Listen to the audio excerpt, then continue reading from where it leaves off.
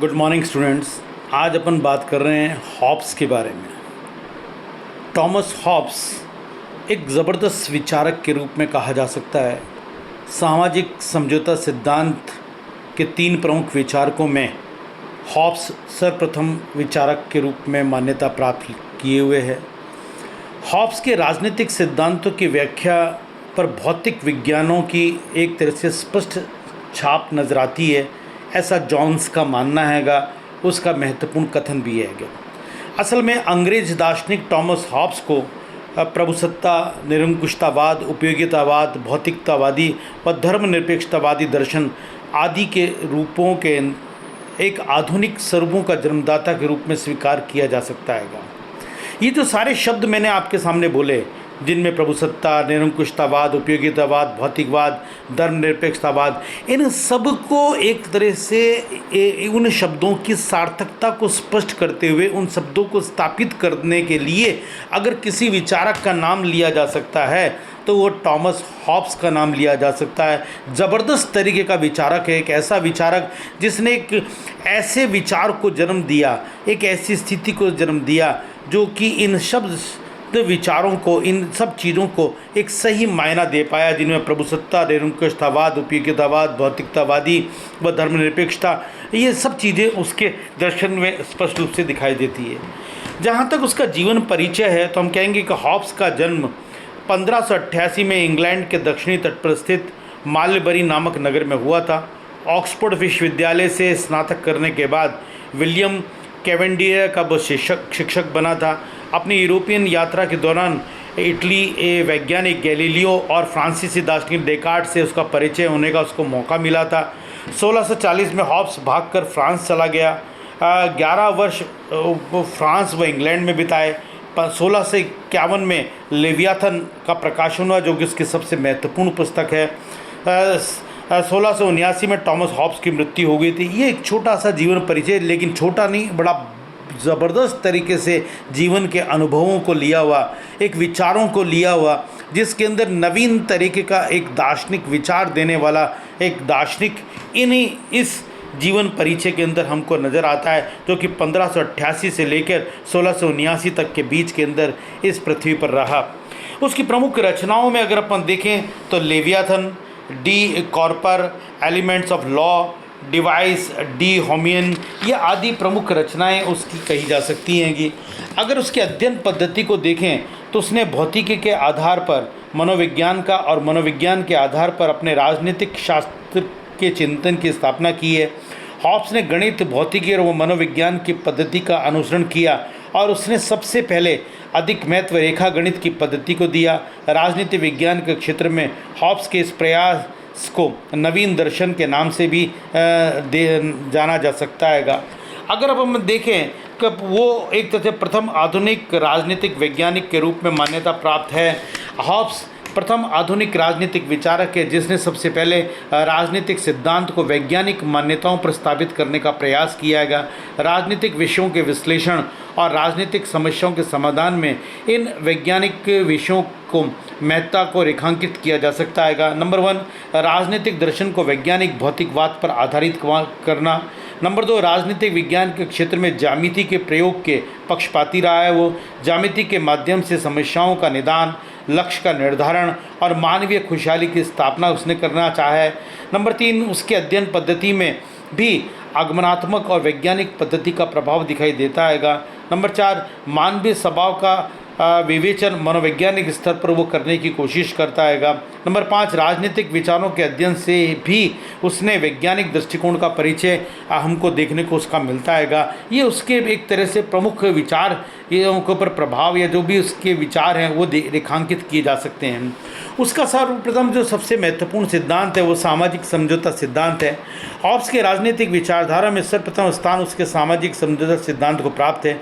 उसके समझौता संबंधी विचार में उसके प्रसिद्ध ग्रंथ लेवियाथन में विस्तार से अंकित किया गया है। उसके सामाजिक समझौता सिद्धांत की व्याख्या निम्न रूपों में की जा सकती है। सबसे पहले मानव स्वभाव का स्वरूप। हॉब्स ये बताने की कोशिश करता है कि वो मानव को स्वार्थी, झगड़ालू, नीच, दुष्ट, विवेकहीन तथा आत्म केंद्रित मानता है।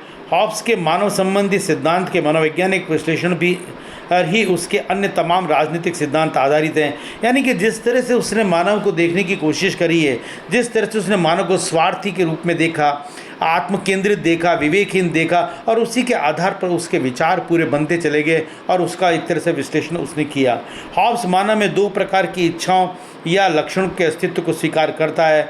नंबर 1 दानवी लक्षण और नंबर 2 देवी लक्षण। दानवी लक्षण के अंदर व्यक्ति स्वार्थी है, लोभी है, अहंकारी है, पाशविक है एवं छली होता हैगा, और देवी लक्षण में वो दिखने में अच्छा एवं लोकोपयोगी जैसा लगता हैगा। इस प्रकार की स्थिति है। दो लक्षणों में प्रथम लक्षण ही मानव में प्रबल हैं, दूसरा लक्षण प्रथम से प्रभावित होकर उसी में विलीन हो जाता है, ऐसा हॉब्स का मानना हैगा। प्राकृतिक अवस्था के बारे में भी हॉब्स स्पष्ट रूप से कहने की कोशिश करता है। हॉब्स ने अपनी प्राकृतिक अवस्था के संबंध में लेवियाथन के 13वें अध्याय में वर्णन किया है, और उसने कहा है कि प्राकृतिक अवस्था पूर्णतः अराजक एवं असभ्यता की अवस्था हैगा। प्राकृतिक अवस्था में कानून एवं व्यवस्था नाम की कोई भी चीज़ नहीं है। जंगल राज है पूरी तरह से।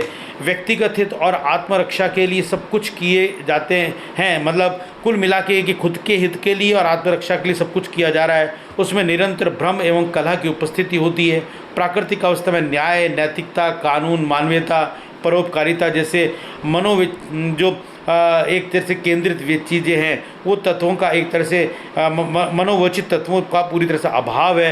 यानी न न्याय है, न नैतिकता है, न कानून है, न मानवीय परोपकारिता है, और शक्ति, गलाकाट, प्रतियोगिता, ईर्ष्या, कपट आदि का बोलबाला प्राकृतिक अवस्था में दिखाई देता हैगा। उसकी प्रमुख विशेषता में अगर देखें, प्राकृतिक अवस्था की 3 मोटी मोटी विशेषताएं सामने आती हैंगी। नंबर 1 इसमें नैतिकता का सर्वदा अभाव था, सत और असत का कोई विचार नहीं होता था। नंबर 2 इसमें न्याय और अन्याय के विचार का अभाव था, और नंबर 3 इस अवस्था में वैयक्तिक संपत्ति का अभाव था। तीसरी बात वो कह रहा है कि प्राकृतिक अधिकार और प्राकृतिक कानून। मानवीय प्राकृतिक अवस्था में अपने जीवन की रक्षा करने के लिए जिस कार्य को भी करने के लिए स्वतंत्र है वो प्राकृतिक अधिकार है। प्राकृतिक अधिकार प्रत्येक मनुष्य की वो स्वतंत्रता है जो व्यक्ति को अपने शक्ति और जीवन की रक्षा के लिए प्राप्त है। यानी कि कुल मिला के ये एक तरह प्रकृति के द्वारा प्रदान किए गए हैं। सब मनुष्यों के प्राकृतिक अधिकार समान होने से सबको एक दूसरे की हत्या और लूटमाट का अधिकार मिल जाता है, उससे जीवन सर्वदा असुरक्षित हो जाता हैगा। हॉब्स ने अपनी पुस्तक लेवियाथन में विभिन्न प्रकार के 19 प्राकृतिक कानूनों गिनाए हैं, जिनमें 3 अत्यधिक महत्वपूर्ण हैं। नंबर 1 प्रत्येक मनुष्य शांति की खोज करे और शांति से रहे। नंबर 2 सब मनुष्य अपने प्राकृतिक अधिकारों का परित्याग करे, और नंबर 3 मनुष्य को अपने वचन का पालन करना चाहिए। ये तीनों बात उसके एक तरह से प्राकृतिक कानून के रूप में वो गिनाता हैगा। इन 3 कानूनों का महत्व इस आधार पर है कि निरंकुश एक तंत्र का समर्थन करने के लिए ये सैद्धांतिक आधार है। अगर आप वास्तव में एक तरह से एक निरंकुश एक तंत्र को स्थापित करना चाहते तो उपरोक्त बातों को मानना आवश्यक है।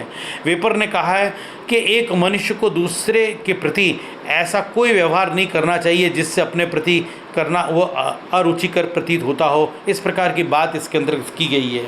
अब वो समझौते के कारणों के ऊपर बात करता है। राज्य की उत्पत्ति के प्रमुख कारण निम्न उसने बताए हैं हॉब्स ने। नंबर 1 प्राकृतिक अवस्था में अशांति, हिंसा, युद्ध, घृणा और असुरक्षा का वातावरण था। ऐसे में संप्रभु की स्थापना की जाए जो सुरक्षा की व्यवस्था कर सके, ऐसा विचार उसके दिमाग में है।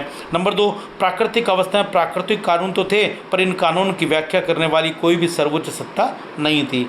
और नंबर 3 प्राकृतिक अवस्था में प्राकृतिक नियमों का पालन कराने वाली भी कोई सत्ता नहीं थी। और नंबर 4 प्राकृतिक कानूनों का उल्लंघन करने वालों को उचित दंड देने वाली भी कोई शक्ति नहीं का अभाव था। इन कारणों से एक संप्रभु की स्थापना आवश्यक हो गई थी जो कि इन सब चीज़ों को कर सके और उसको आधार के ऊपर व्यवस्था कर सके, और इसीलिए राज्य की उत्पत्ति होती हैगी। और वो कहता है कि प्राकृतिक अराजक अवस्था से छुटकारा पाने के उद्देश्य से हॉब्स के अनुसार मनुष्य ने आपस में एक समझौता, संविदा या अनुबंध अथवा करार करके अराजक दशा का अंत किया।